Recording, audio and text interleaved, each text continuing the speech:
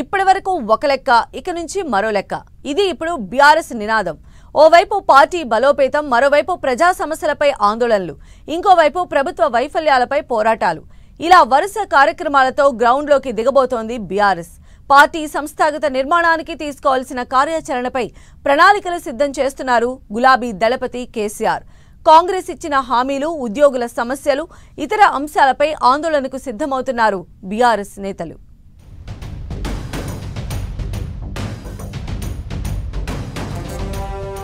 BRS నేతలు రంగంలోకి దిగబోతున్నారు. ప్రజా సమస్యలే ఎజెండాగా ప్రజాక్షేత్రంలోకి ఎంట్రీ ఇవ్వబోతున్నారు. కాంగ్రెస్ సర్కార్కి వ్యతిరేకంగా ప్రత్యేక కార్యక్రమాలతో ప్రజల్లోకి వెళ్లేందుకు సిద్ధమవుతున్నారు. బీఆర్ఎస్ పార్టీ ఆవిర్భవించి 24 ఏళ్లు పూర్తి చేసుకుని 25వ వసంతంలోకి అడుగుపెట్టిన సందర్భంగా గత నెల వరంగల్లో నిర్వహించిన సిల్వర్ జూబ్లీ సభ సక్సెస్ తో ఆ పార్టీలో కొత్త ఉత్సాహం కనిపిస్తోంది. ఈ ఉత్సాహాన్ని ఇలాగే కంటిన్యూ చేసేలా వరుస కార్యక్రమాలు నిర్వహించేలా ప్లాన్ చేస్తోంది గులాబీ పార్టీ.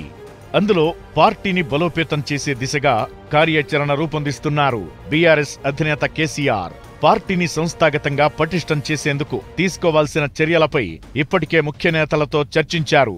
గ్రామస్థాయి నుంచి మండల, నియోజకవర్గం, జిల్లా, రాష్ట్ర స్థాయి వరకు నిరంతరం ప్రజల్లో ఉండే విధంగా పార్టీ కార్యక్రమాలను రూపొందించాలని పార్టీ నేతలను కేసీఆర్ ఆదేశించారు.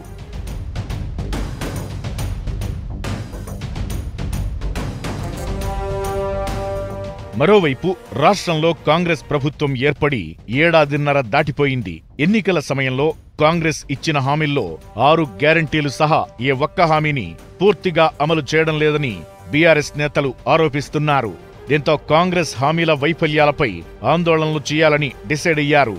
అది కూడా పార్టీ కార్యక్రమంలా కాకుండా ప్రజలతో కలిసి కాంగ్రెస్ ప్రభుత్వ ప్రజా వ్యతిరేక విధానాలను ఎండగట్టాలని భావిస్తున్నారు గులాబీ నేతలు. రాష్ట్ర వ్యాప్తంగా ఏ అంశాలపై ఎక్కడెక్కడ ఆందోళనలు చేపట్టాలన్న దానిపై కేటీఆర్, హరీష్ రావులు ప్రత్యేక కార్యాచరణ రూపొందిస్తున్నట్టు తెలుస్తోంది.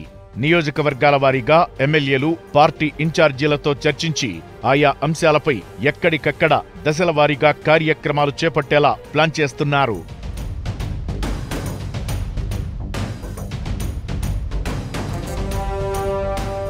ఇక ప్రభుత్వ ఉద్యోగులు, పెన్షనర్ల సమస్యలపై ప్రత్యేకంగా దృష్టి సారించింది బీఆర్ఎస్. గత 18 నెలల్లో ప్రభుత్వ ఉద్యోగులు, రిటైర్డ్ ఉద్యోగుల పట్ల కాంగ్రెస్ ప్రభుత్వం వ్యవహరిస్తున్న తీరుపై కొందరు అసంతృప్తితో ఉన్నారు. అధికారంలోకి రాకముందు ఉద్యోగులకిచ్చిన హామీలను రాష్ట్ర ప్రభుత్వం నెరవేర్చకపోవడం, డిఏ బకాయిలు, పీఆర్సీ వంటి ప్రధాన డిమాండ్లను పట్టించుకోకపోవడం, రిటైర్డ్ ఉద్యోగులకు పెన్షన్ వంటి అంశాలపై ఆందోళన నెలకొంది. దీంతో పలువురు మాజీ ఉద్యోగ సంఘాల నేతలు బీఆర్ఎస్ దృష్టికి తీసుకొచ్చారు. రేవంత్ సర్కార్పై ఒత్తిడి తీసుకురావాలని వారు నిర్ణయించారు.